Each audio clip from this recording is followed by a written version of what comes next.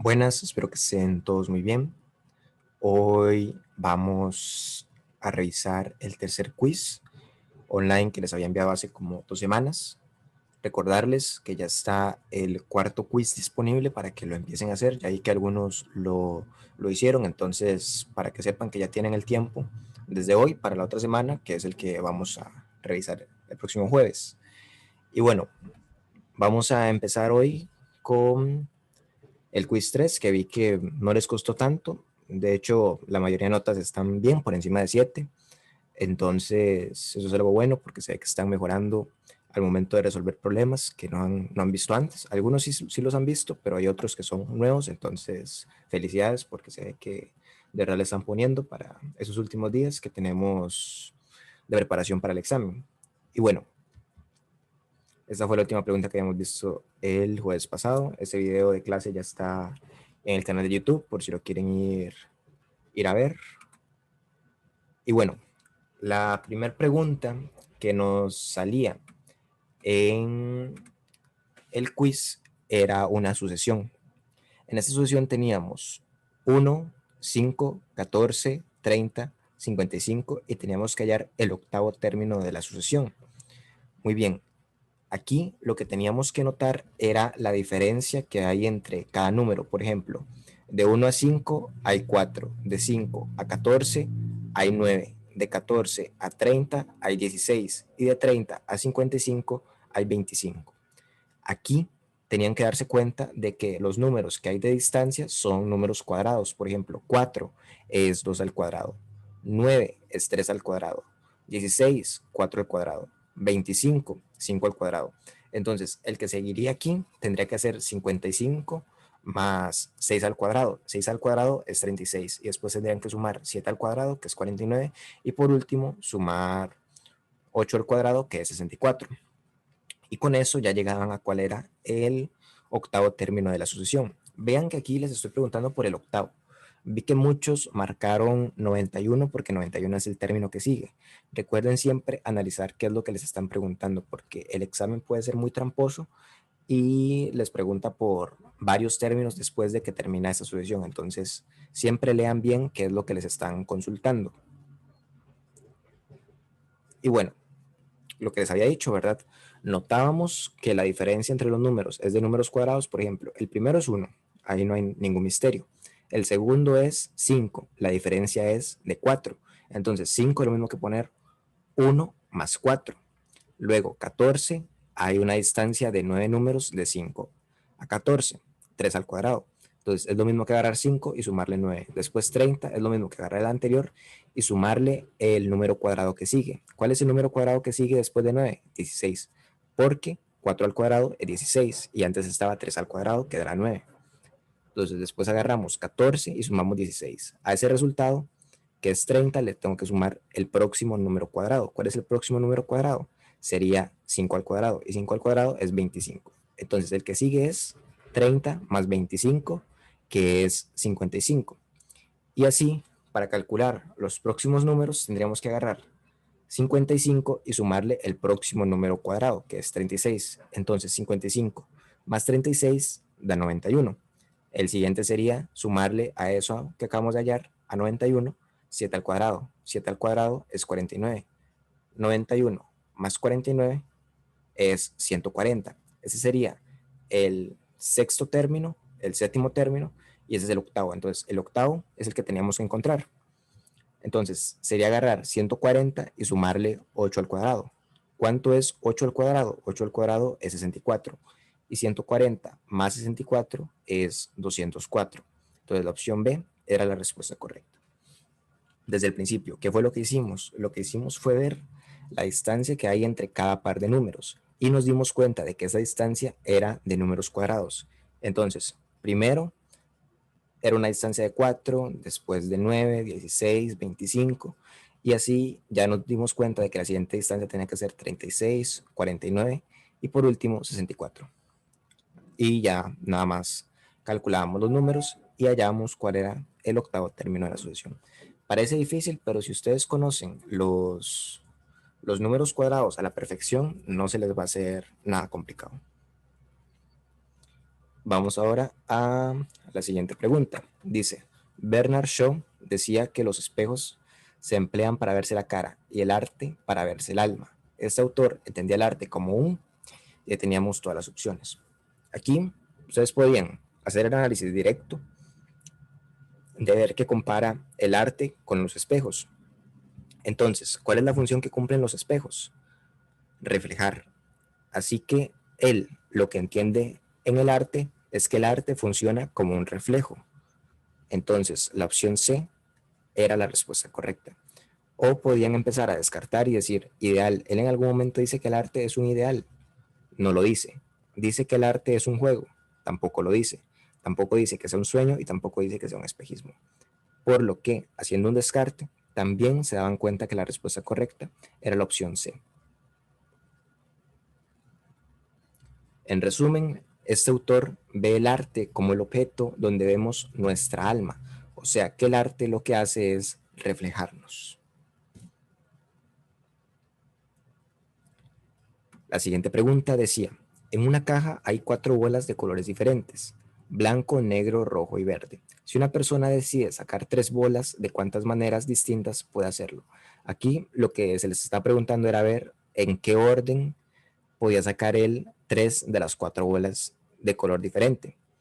Entonces, aquí tenemos que aplicar una variación. Recordemos que la fórmula de variación es agarrar el total, que es 4 factorial, dividido entre el total menos lo que estamos agarrando y el factorial de eso. Entonces sería 4 factorial entre 4 menos 3 factorial. 4 menos 3 es 1 y 1 factorial es igual a 1. Entonces quedaría únicamente 4 factorial y 4 factorial es 4 por 3 por 2 por 1. Y eso daría 24, ¿verdad? Porque 4 por 3 es 12 y 12 por 2 es 24 y 24 por 1 sigue siendo 24. Así que la opción B era la respuesta correcta. Igualmente, veamos aquí el procedimiento. Es una variación de 4 objetos donde tomo 3. 4 factorial dividido entre 4 menos 3, todo eso factorial, y esto es igual a 24.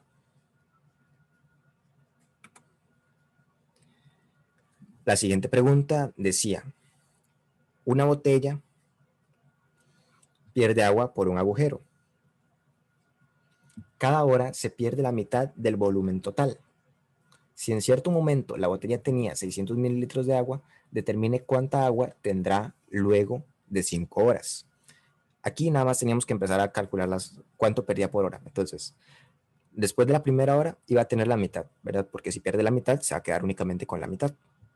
Entonces, 600 después de la primera hora va a quedar únicamente con 300, después con 150, después con 75, después con 37.5 y por último con 18.75. Así que la opción C era la respuesta correcta. Igualmente, veámoslo detenidamente para que quede todo claro. Nos dicen que cada hora pierde la mitad de lo que tenía al inicio. O sea que en la hora 0 tenía 600 mililitros.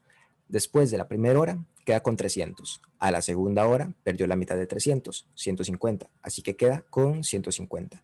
En la tercera hora va a perder la mitad de 150. O sea que va a quedar con 75. Luego, a las 4 horas va a quedar con 37.5. Y en la quinta hora, que es la que nos están preguntando, va a quedar con 18,75 mililitros. Así que la opción C es la respuesta correcta. Igual, esa es una pregunta que creo que está en la práctica en línea, entonces tal vez ya la habían visto, pero lo que se cambió aquí es que ahora preguntan por la quinta hora y en la práctica en línea se preguntaba por la cuarta hora. Entonces, con que ustedes sepan que lo que tienen que hacer es ir dividiendo a la mitad lo que tienen después de cada hora, ya van a poder sacar esa pregunta que en realidad es muy, muy sencilla.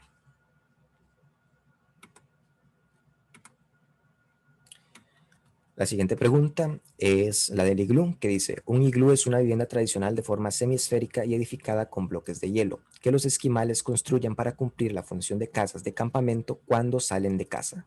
De acuerdo con el texto anterior, es posible afirmar que, y teníamos las 5 opciones. Igual, aquí ustedes pueden hacer el análisis directo de cada una y darse cuenta de que la única que calza es la opción B. ¿Por qué? Porque la opción B dice, los esquimales solamente cuando salen de casa habitan el iglú. Y vean que el texto dice que los esquimales construyen los iglús para cumplir la función de casas de campamento cuando salen de casa. O sea que únicamente habitan el iglú cuando están de campamento para ir de caza. O sea, los esquimales solamente cuando salen de casa habitan el iglú. Eso es lo único que se puede afirmar con certeza a partir del texto. Porque veamos las otras opciones. La primera dice que un iglú es la residencia tradicional de los esquimales. Al principio el texto dice que un iglú es una vivienda tradicional, pero no dice que sea tradicional para los esquimales, ¿verdad? Son cosas diferentes. Entonces la opción A no puede ser respuesta correcta. La B ya dijimos que sí. La C dice los campamentos esquimales se caracterizan actualmente por el uso de iglús. En ningún momento nos dice esto el texto. Y recuerden que si el texto no dice algo, esa opción no puede ser correcta. La D dice que un iglú es un tipo de residencia que habitan los esquimales solo en verano. Aquí en ningún momento dice que la habiten en verano. Entonces, no la podemos marcar como respuesta correcta. Y la última dice que el iglú es un tipo de residencia que resiste los embates del clima. ¿En algún momento dice que el iglú resiste a los embates del clima? No, en ningún momento lo dice. Y aunque nosotros, por cultura general, sepamos que los iglús resisten los embates del clima, vean que nos están preguntando de acuerdo con el texto anterior. O sea que usted no puede responder a partir de lo que ya sabe. Si usted responde a partir de lo que ya sabe, lo más probable es que se equivoque. Así que siempre que hagan preguntas de razonamiento lógico verbal, apéguense nada más a lo que dice el texto. Y bueno, en resumen, el texto dice que el iglú cumple la función de casa de campamento cuando los esquimales salen de casa. O sea que los esquimales solamente cuando salen de casa habitan el iglú. La respuesta correcta es la opción B. Damos la siguiente.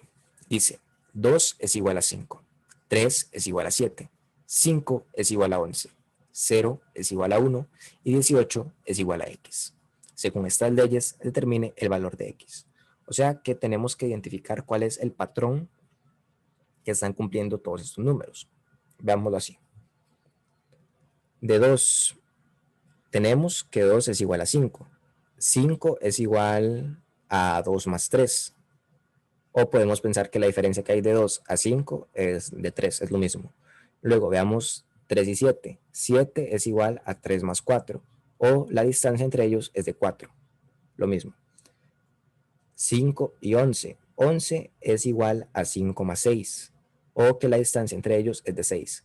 Entonces veamos, la distancia de 2 es 3. La distancia de 3 es 4. La distancia de 5 es 6. Vean que la distancia es un número más que el que está al lado izquierdo. Luego, 0 es igual a 1. 1 es igual a 0 más 1. Entonces, la distancia entre ellos es de 1. Se está cumpliendo lo que acabo de decir, que la distancia siempre es un número más que el que tenemos al lado izquierdo. Entonces, aquí nos dicen 18 que es igual a X. Lo que tenemos que hacer es averiguar el valor de X. Y acabamos de ver que la distancia entre los dos números es 1 mayor que el que está al lado izquierdo. Entonces la distancia entre 18 y el que está al lado derecho es de 19. Así que X es igual a 18 más 19. Y 18 más 19 es igual a 37. Entonces la opción D era la respuesta correcta. Entonces, otra vez, el resumen de la pregunta. Los números de la derecha son los de la izquierda al sumarles el que está después de ellos. Por ejemplo, 2 es igual a 2 más 3. 3 es el que está después de 2. Entonces, 2 es igual a 2 más 3. Eso es igual a 5. 3 es igual a 3 más 4. 4 es el que está después de 3. Y esto es igual a 7.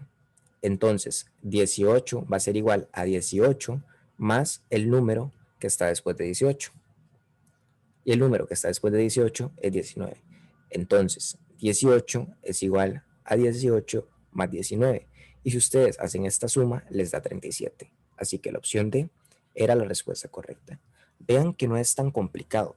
Es nada más de ver la distancia que hay entre los números. Vimos que entre estos dos hay 3. Entre estos dos hay 4. Entre estos dos hay 6. Entonces, la distancia siempre es uno más que el que está al lado izquierdo. Entonces, la distancia que hay entre este y este tiene que ser de 19. Así que esto va a ser igual a 18 más 19. Es un análisis fácil y creo que la mayoría la tuvo buena, entonces bastante bien. Nada más que traten de practicarla si se les dificultara alguna parte de la pregunta, pero en realidad es sencilla. La siguiente pregunta era razonamiento verbal y dice, luego vino la verdadera risa. Una risa plena y las transportó a una liberación inmensa. El texto anterior implica que, aquí igual, siempre que tengamos preguntas de razonamiento verbal, podemos o descartar o de un solo deducir cuál es la respuesta correcta. Aquí, si quisiéramos empezar descartando, podríamos ir leyendo cada respuesta y ver si de verdad tiene sentido a partir del texto que me están dando. Por ejemplo, la primera dice, solo con la risa podemos liberarnos. ¿El texto en algún momento dice que solo con la risa se puede liberar uno? No. Vean que en ningún momento dice que esa es la única forma de liberarnos. Entonces, la opción A queda descartada. La opción B dice que hay una risa que no es verdadera.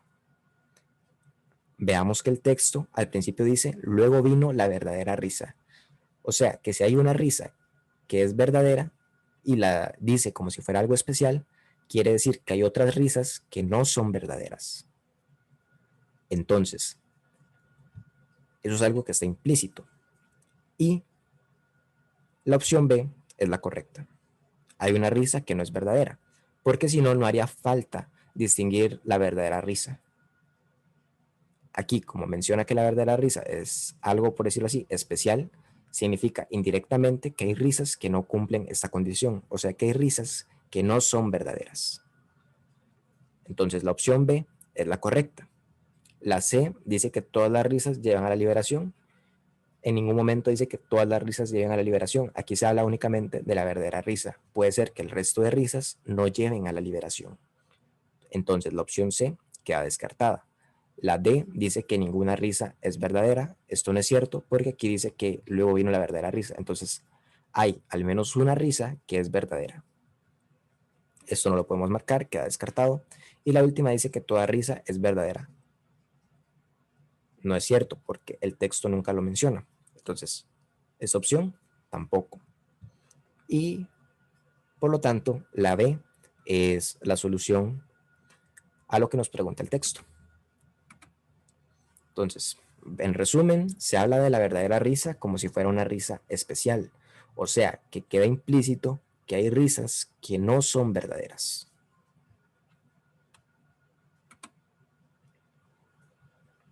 La siguiente pregunta dice, los ricos de todos los países han estado siempre más dispuestos a gastar para comprar armas que para obtener el bienestar. Son menos reacios a pagar por motivos bélicos que por motivos sociales.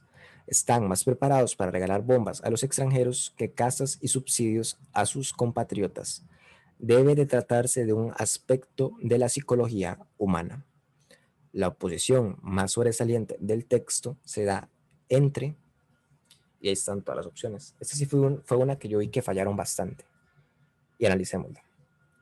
Noten que lo que está haciendo el texto es hablarnos de los ricos, pero más específicamente del espíritu bélico que ellos tienen. ¿Qué es un espíritu bélico?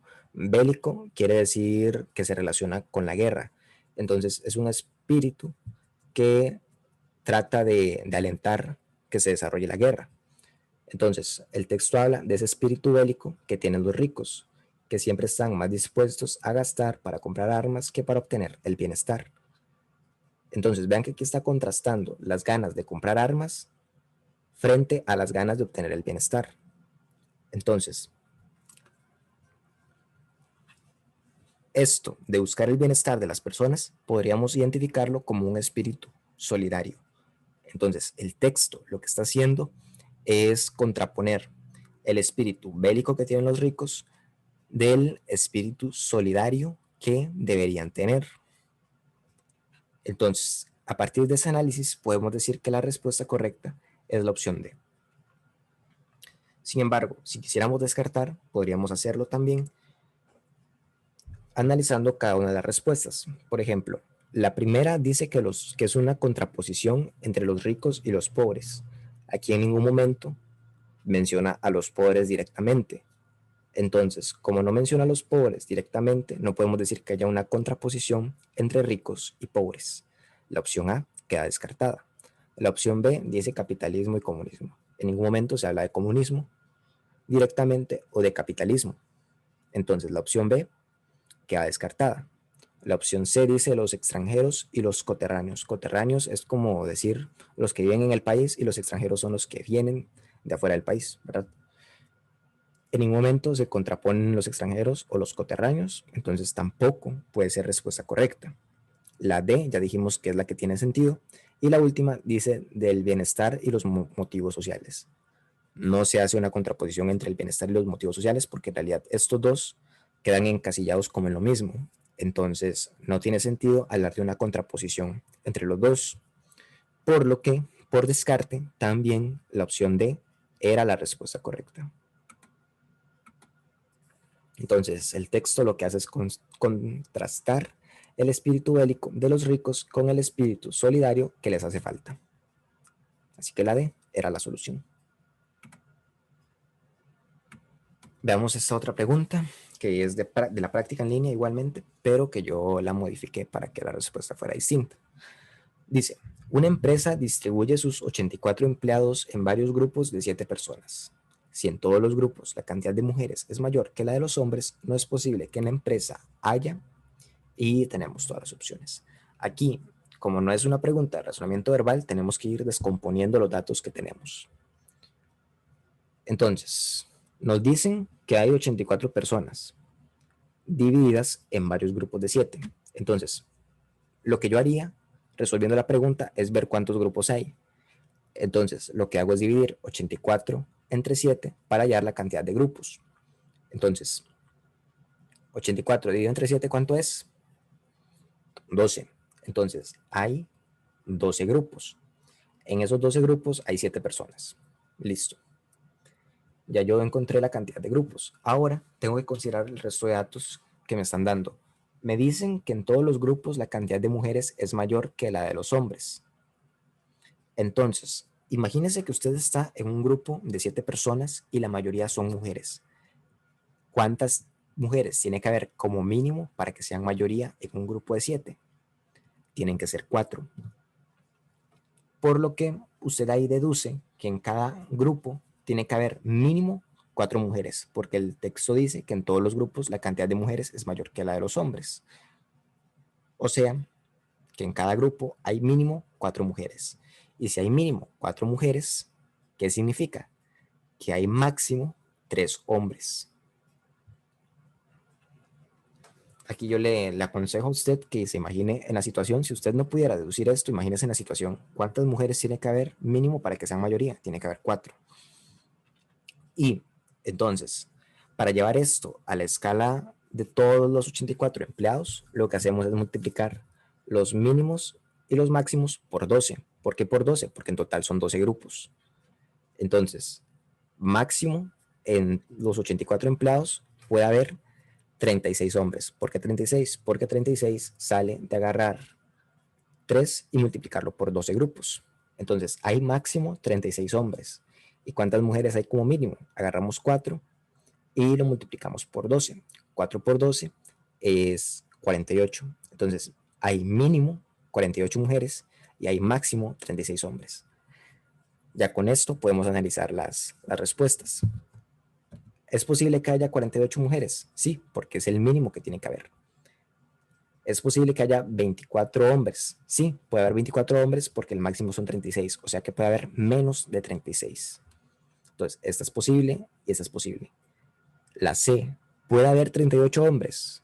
No, no puede haber 38 hombres porque el máximo son 36 hombres. Entonces, la opción C es imposible y la opción C es la respuesta correcta. La D dice que hay más de 35 hombres. Bueno, dice que es posible que haya más de 35 hombres. Sí es posible, porque vean que el máximo son 36. Entonces, es una posibilidad completamente válida. Por lo que la D es posible y no puede ser respuesta correcta. Y la última dice que sí es posible que haya más de 60 mujeres. sí puede haber más de 60 mujeres porque vean que el mínimo son 48, o sea que puede haber más de 48. Entonces, la última opción es posible y vimos que hay 4 posibles y únicamente una que no es posible, que es la opción C. Entonces, la opción C es la respuesta correcta. Desde el principio, en resumen, lo que hicimos fue agarrar las 84 personas, dividirlas entre 7 para ver que hay 12 grupos, darnos cuenta de que el mínimo tiene que ser de 4 mujeres para que sean mayoría y el máximo entonces sería de 3 hombres por grupo. Y para llevar esto a toda la escala de los 84 empleados, lo que hicimos fue multiplicar los mínimos y máximos por los 12 grupos. Entonces, en total hay máximo 36 hombres y mínimo 48 mujeres. Y con eso ya analizábamos todas las respuestas que teníamos. Y veíamos que la única imposible es la opción C. Y esta es la última pregunta del quiz. Dice, en genética se sabe que la estatura de la prole son los hijos, será exactamente la mitad de la suma de las dos estaturas de sus padres. Según el texto anterior, la prole de una madre cuya estatura es 20 centímetros menos que la de su esposo será, y ahí teníamos todas las opciones. Aquí podríamos hacer dos cosas. Primero es suponer números. Por ejemplo, usted podría suponer que la mamá mide 100 centímetros y el, y el papá mide 80 centímetros. Entonces, si usted hace la suma, le daría 180. 180 dividido entre 2 es 90. Entonces, el hijo va a medir 90 centímetros. Y si mide 90 centímetros, va a ser más alto que la mamá, porque habíamos dicho que la mamá medía 80 centímetros. Entonces, la opción B va a ser la respuesta correcta. O si no, si quisiéramos hacer otro análisis diferente, podríamos pensar que lo que nos están diciendo es que el hijo o los hijos van a tener una estatura que va a ser el promedio de los dos. Entonces, como va a ser el promedio de los dos, va a ser un punto medio. Entonces, si es un punto medio, va a ser más alto que la mamá, pero más bajo que el papá. Entonces, la opción B va a ser la respuesta correcta, otra vez. ¿Y cómo sé yo que es un promedio? Porque recordemos que un promedio es sumar todos los datos y dividirlos entre dos. Y vean que aquí me dicen que se sabe que la estatura de la prole será exactamente la mitad de la suma de las dos estaturas de los padres, o sea, un promedio. Igualmente, si ustedes no llegaran a eso, pueden hacerlo de sustituir los datos y van a darle con la respuesta correcta. Entonces, eso es como a criterio de cada uno. Si a usted se le hace más fácil reemplazando los datos, hágalo así. Y si se le hace más fácil pensando que es un promedio, hágalo así. O sea, lo importante es que lleguen a la respuesta correcta. Entonces, aquí yo les pongo los dos métodos. Podemos suponer las estaturas del padre y la madre, por ejemplo, 100 y 80 centímetros. La suma dará 180 y la mitad de eso es 90 centímetros. O sea, que el hijo será más alto que la mamá. Pueden pensar también que los hijos van a tener una estatura